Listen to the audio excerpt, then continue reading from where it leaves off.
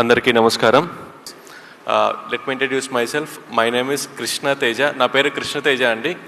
2015 batch IAS ఆఫీసర్ని. నాకు ఇచ్చిన టాపిక్ వచ్చేసి ఎడ్యుకేషన్ గురించి మాట్లాడమన్నారు. I just thought I will share one of my life time experience about education. అందరిలానే నేను 10th టాపర్ని అయ్యాను, ఇంజనీరింగ్ టాపర్ని అయ్యాను. 10th ఇంటర్మీడియట్ ఇంజనీరింగ్ టాపర్ని అయిన తర్వాత ఆంధ్రాలో ప్రతి స్టూడెంట్లానే నాకు కూడా ఒక మల్టీనేషనల్ కంపెనీలో లక్షల్లో శాలరీతో ఒక మంచి జాబ్ వచ్చింది. నేను చాలా హ్యాపీగా జాబ్ చేస్తున్న టైంలో ఆ దేవుడు నాకు ఒక రూమ్మేట్ని ఇచ్చాడు.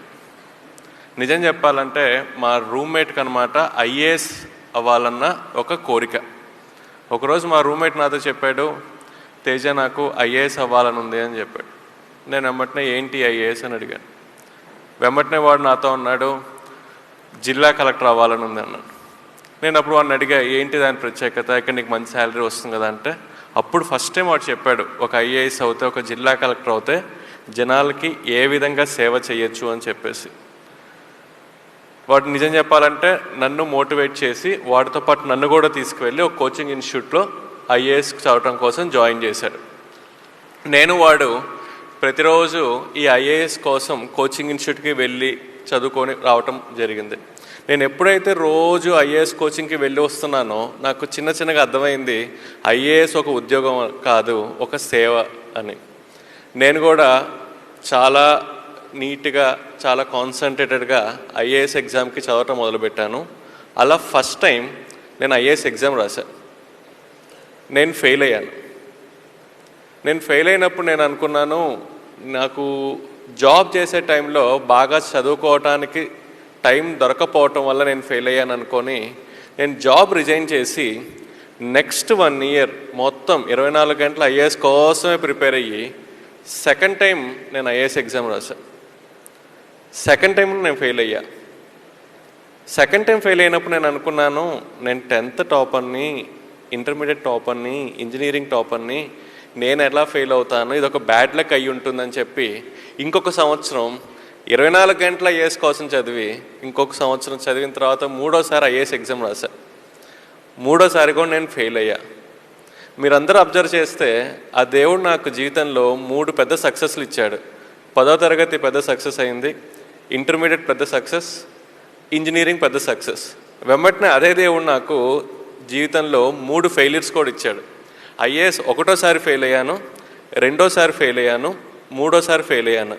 ఎంత తెలియగలవాడికైనా 3 సార్లు ఫెయిల్యూర్ వచ్చిన తర్వాత వాళ్ళలోని కాన్ఫిడెన్స్ లెవెల్స్ అంతా కిందకి వెళ్ళిపోతాయి, వాడి మోటివేషన్ లెవెల్స్ అంతా కిందకి వెళ్ళిపోతాయి. నాకు అసలు అర్థం కాలేదు, నేనేంటి, నాకేంటి 3 సార్లు ఫెయిల్యూర్ రావటం ఏంటి అని చెప్పేసి. దాదాపు 1 నెల నాలో నేను చెక్ చేసుకున్నాను, ఎందుకు నాకు ఈ ఫెయిల్యూర్ వస్తుంది అని చెప్పేసి. ఆ నెల రోజుల్లో నాలో నాకు ఒక తప్పు కూడా కనిపించలేదు.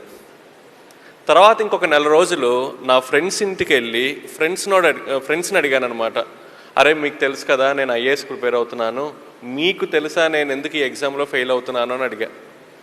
ఫ్రెండ్స్ అందరు నాతో ఉంటారు, తేజ నువ్వు తెలియగలవాడివి, నీకు బాగా గుర్తుంటాయి, నీకు కాన్సెప్చువల్ క్లారిటీ చాలా ఎక్కువ, మాకు అర్థం కావట్లేదురా నీకు ఎందుకు ఫెయిల్యూర్ వస్తుందో అని చెప్పారు. దాదాపు 1 నెల నాకు నేను పరిశీలించుకుంటే నాకు ఒక తప్పు కనిపించలేదు.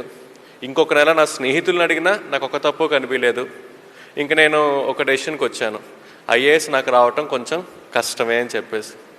ఆ డెసిషన్కి వచ్చిన తర్వాత నేను ఒక ఐటీ కంపెనీకి జాబ్ కోసం అప్లై చేశాను. నాకున్న యూనివర్సిటీ క్రెడెన్షియల్స్కి నాకు వెంబటనే ఐటీ కంపెనీలో మంచి జాబ్ కూడా వచ్చింది. నాకు ఈ జాబ్ వచ్చిన విషయం నేను నా ఫ్రెండ్స్ అందరికీ ఫోన్ చేసి చెప్పానమాట, అరే ఇంకా నేను ఐఏఎస్ ఎగ్జామ్ రాయట్లేదు, ఐటీ జాబ్కి తిరిగి వెళ్ళిపోతున్నాను అని చెప్పేసి.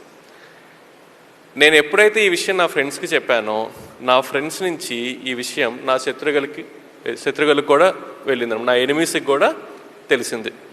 నెక్స్ట్ డే మార్నింగ్ ఒక 6:30-7కి 3 నన్ను చూడటానికి నా రూమ్కి వచ్చారు. వాళ్ళు బెల్ కొట్టారు, నేను డోర్ ఓపెన్ చేశాను. నిజం చెప్పాలంటే వచ్చింది 3 శత్రువులు. వచ్చింది నన్ను పలకరించడానికి కాదు, నన్ను ఎక్కిరించడానికి అనమాట. సరే శత్రువులైనా సరే నా రూమ్ దాకా వచ్చారు కాబట్టి ఆ 3 లోపలికి రమ్మని చెప్పాను, కూర్చోమని చెప్పాను.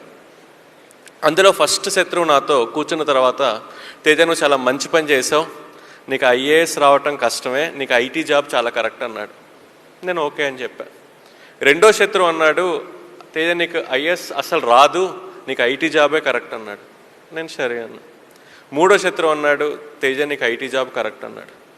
నేను సరే అన్నా.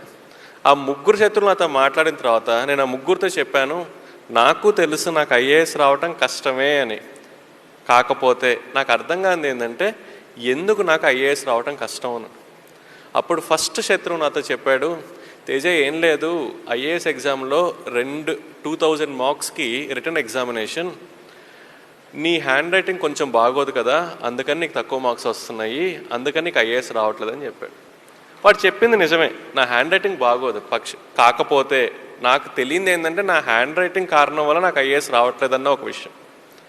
రెండో శత్రువు నాతో చెప్పాడు, తేజ ఐఏఎస్ ఎగ్జామ్లో 2000 మార్క్స్కి రిటర్న్ ఎగ్జామ్ కదా, ఏదైనా క్వశ్చన్ ఇస్తే దానికి సమాధానం నువ్వు 1వ పాయింట్ 2వ పాయింట్ 3వ పాయింట్ అని పాయింట్ వైజ్ రాస్తావు, కానీ ఐఏఎస్లో మంచి మార్క్స్ రావాలంటే ఒక విషయం మంచి లాంగ్వేజ్లో కథలాగా రాస్తే ఎక్కువ మార్క్స్ వస్తాయి, నీకు అది తెలియదు అని చెప్పాడు.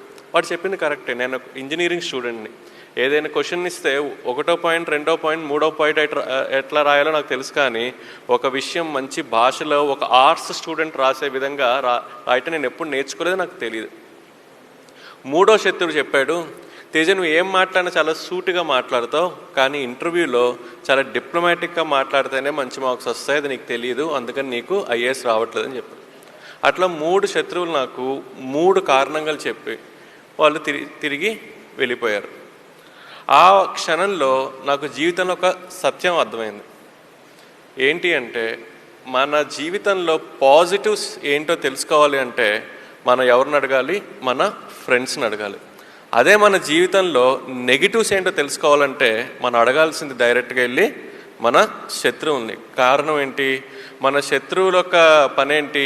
24 గంటలు మనల్ని అబ్జర్వ్ చేస్తూ మనలో ఉన్న నెగిటివ్స్ ఐడెంటిఫై చేయటమే మన శత్రువుల పని. సో మనకన్నా మనలో ఉన్న నెగిటివ్స్ ఎవరికి తొందరగా తెలుస్తాయి? మన శత్రువులకి. నాకు నా శత్రువుల కారణం వల్ల చాలా క్లియర్గా అర్థమైంది నాకు ఐఏఎస్ రాంది 3 కారణాలు.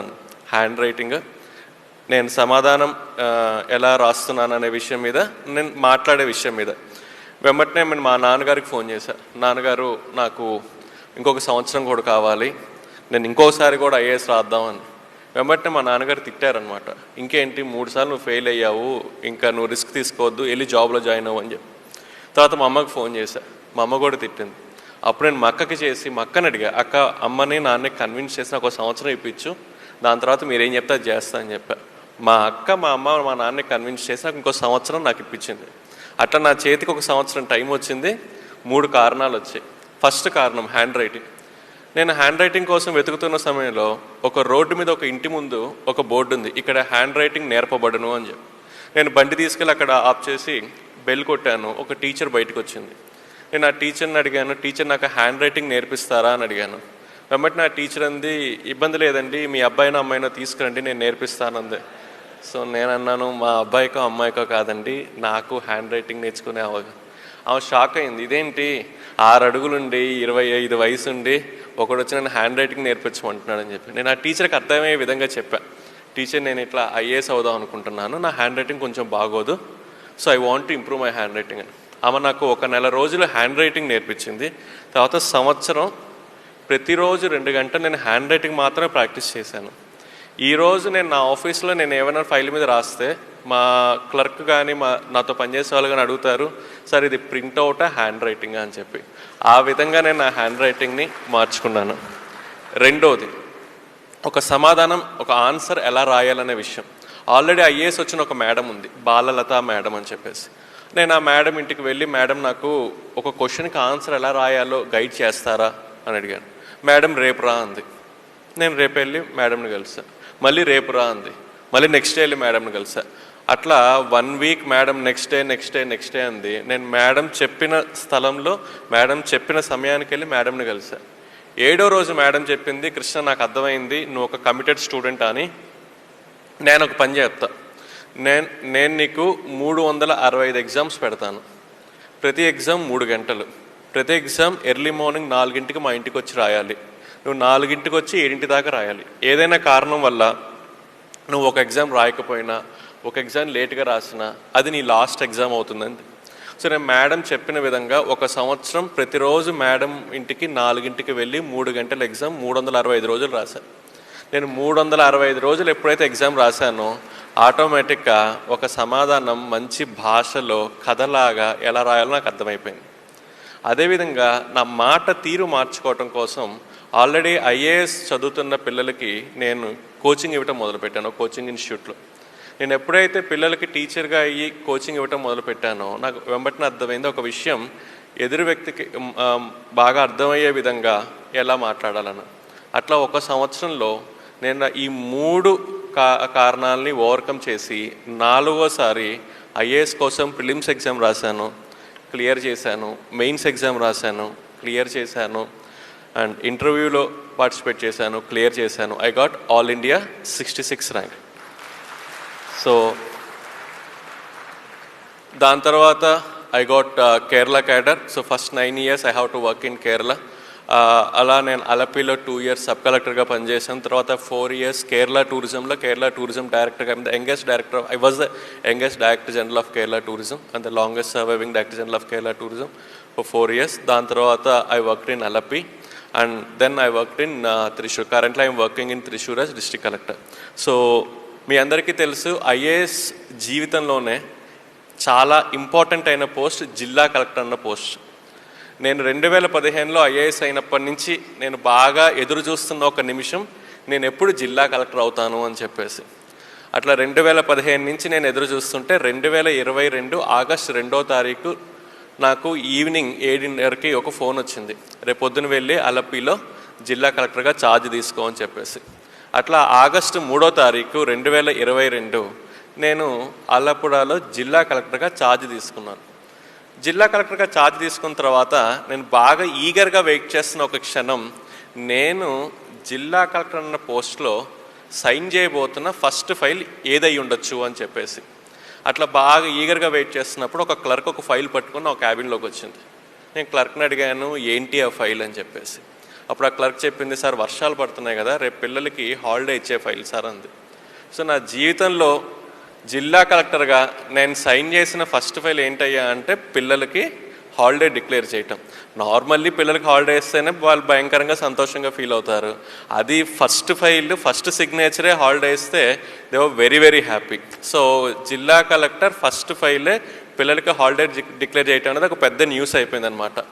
సో అలపిలో ఉన్న పిల్లలందరూ నన్ను చాలా హ్యాపీగా థ్యాంక్ యూ కలెక్టర్ మామయ్య, థ్యాంక్ యూ కలెక్టర్ మామయ్య, థ్యాంక్ యూ కలెక్టర్ మామయ్య అని చెప్పేసి ఫేస్బుక్లో they started sharing their happiness that I declared a holiday to them. అట్లా ఒక 2 weeks తర్వాత ఒక అమ్మాయి నన్ను చూడటానికి వచ్చింది.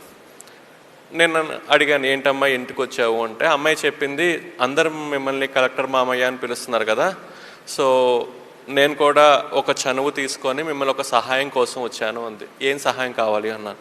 అప్పుడు అమ్మాయి నాతో చెప్పింది, మా నాన్నగారు కోవిడ్ టైంలో చనిపోయారు, నాకు నర్సింగ్ చదువుకోవాలని చెప్పి చాలా కోరిక, కానీ మా అమ్మకి నర్సింగ్ ఫీ పే చేసే స్థితి ఈరోజు ఈ నర్సింగ్కి ఫీ పే చేసే పరిస్థితి ఈరోజు మా ఇంట్లో లేదు అని చెప్పిందనమాట. అప్పుడు నేను అడిగాను, ఏం కావాలి అంటే, నాకు ఎవరైనా స్పాన్సర్ని చూస్తారా నర్సింగ్కి ఫీ పే చేయడానికి అని. నేను ట్రై చేస్తానని చెప్పి అప్పుడు నాకు తెలిసిన చాలా పెద్ద హీరో అయిన శ్రీ అల్లు అర్జున్ గారికి ఫోన్ చేశాను, ఇట్లా ఒక అమ్మాయి ఉంది, మీరు ఏమైనా హెల్ప్ చేస్తారా అంటే, అప్పుడు అల్లు అర్జున్ గారు కూడా 1 సంవత్సరం కాదు 4 సంవత్సరాలకు కావాల్సిన ట్యూషన్ ఫీ, హాస్టల్ ఫీ మొత్తం నేనే పే చేస్తానని చెప్పి మొత్తం ఆయన కాలేజ్లో పే చేశారు. ఈ అమ్మాయి కాలేజ్కి వెళ్ళి రావటం మొదలుపెట్టింది. మీకు తెలుసు కదా, అల్లు అర్జున్ గారు సహాయం చేశారంటే అది ఆబ్వియస్లీ ఇంకా పెద్ద న్యూస్ అయిపోతుంది. సో అది కేరళ మొత్తం పెద్ద న్యూస్ అయిపోయింది అనమాట. ఆ న్యూస్ చదివి నెక్స్ట్ డే ఇంకొక అమ్మాయి నన్ను చూడటానికి వచ్చింది. ఆ అమ్మాయి చెప్పింది, మా నాన్నగారు కూడా కోవిడ్ టైంలో చనిపోయారు, నాకు ఇంజనీరింగ్ చదువుకోవాలని ఉంది, నాకు ఎవరైనా సహాయం చేస్తారా అని అడిగింది. ఆ టైంలో నాకు ఒక విషయం అర్థమైంది, ఏంటంటే పిల్లలు నన్ను ఊరికే కలెక్టర్ మామయ్య అని పిలవట్లేదు, వాళ్ళు నాతో చెప్తున్నారు, మా అమ్మ మా నాన్న తర్వాత మమ్మల్ని చూసుకునే రెస్పాన్సిబిలిటీ మీకు ఉంది అని చెప్పడానికి వాళ్ళు నన్ను అలా పిలుస్తున్నారన్న విషయం నాకు అప్పుడు అర్థమైంది. అప్పుడు నేను నా మనసులో ఒక మాట అనుకున్నాను, నేను అలపికి జిల్లా కలెక్టర్గా టైంలో అలపిలో ఎంతమంది పిల్లలకైతే కోవిడ్ టైంలో అమ్మా నాన్న చనిపోయారో వాళ్ళందరికీ వాళ్ళు చదువుకునేదాకా స్పాన్సర్ని ఐడెంటిఫై చేసి ఇస్తాను అని చెప్పేసి నేను ఆ మనసులో మాట అనుకున్నప్పుడు నాకున్న ఒక ఊహ ఏంటంటే ఒక 20-30 మంది పిల్లలకి అయి ఉంటారు అమ్మ నాన్న చనిపోయిందని. కానీ సర్వే చేసిన తర్వాత నాకు అర్థమైంది ఏంటంటే అలపిలో కోవిడ్ టైంలో అమ్మ నాన్న చనిపోయిన పిల్లలు 20-30 కాదు, 100 కాదు, 200 కాదు, 293 మంది పిల్లలకి కోవిడ్ టైంలో అలపిలో అమ్మ నాన్న చనిపోయారు. కానీ మనసులో ఒక మాట తీసుకున్నాను కాబట్టి వాళ్ళ కోసం నేను ట్రై చేయటం మొదలుపెట్టాను. 6 నెలల్లో 293 మందికి వాళ్ళు చదువుకునేదాకా స్పాన్సర్ని ఐడెంటిఫై చేసి వాళ్ళకి ఇచ్చిన తర్వాతే నేను అలపి నుంచి మారి త్రిశూర్లో ఛార్జ్ తీసుకున్నాను. సో ఒక మాటలో చెప్పాలంటే అలపిలో there is no covid orphan who can discontinue his studies because of financial issues. So Alleppey నుంచి నేను త్రిశూర్కి వెళ్ళంగానే అగైన్ పిల్లలందరికీ ఒక ఎక్స్పెక్టేషన్ ఉంటుంది, ఎందుకంటే అలపిలో కోవిడ్ అందరికీ నేను హెల్ప్ చేశాను కాబట్టి త్రిశూర్లో కూడా. సో త్రిశూర్లో 609 పిల్లలు ఉన్నారనమాట. ఈ 609 పిల్లలకి కూడా వాళ్ళు చదువుకునేదాకా సహాయం చేసే స్పాన్సర్ని నేను వాళ్ళకి ఇచ్చేశాను. సో టోటల్ చూసుకుంటే అలపి అండ్ త్రిశూర్ అరౌండ్ 1000 పిల్లలకి మేము హెల్ప్ చేశాం. ఈ విషయం ఇక్కడ దాకా వచ్చి మీ అందరికీ చెప్పే కారణం ఏంటంటే ఈ 1000 మందిలో దాదాపు ఒక 100-150 మంది సహాయం చేసింది మీ రొటేరియన్సే. So I thought I should thank all of you for being part of this journey. నా ఒక జర్నీలో మీరందరూ భాగం అవటం వల్ల I thought I should share and I should personally thank the fraternity of Rotarians for coming forward and support. And చాలా కొంత టైంలో ఒక్కొక్కరు ఇండివిజువల్గా స్పాన్సర్ చేశారు, కొన్నిసార్లు రోటరీ యాజ్ ఎ బ్రాంచెస్గా స్పాన్సర్ చేసినాయి, but they came forward with welcoming hand. So thank you so much. So ఇవన్నీ మీకు చెప్పడానికి కారణం ఏంటంటే మీరు ఉన్న ప్లేస్లో కూడా ఇదే ఒక అవసరంతో పిల్లలు ఉన్నారు.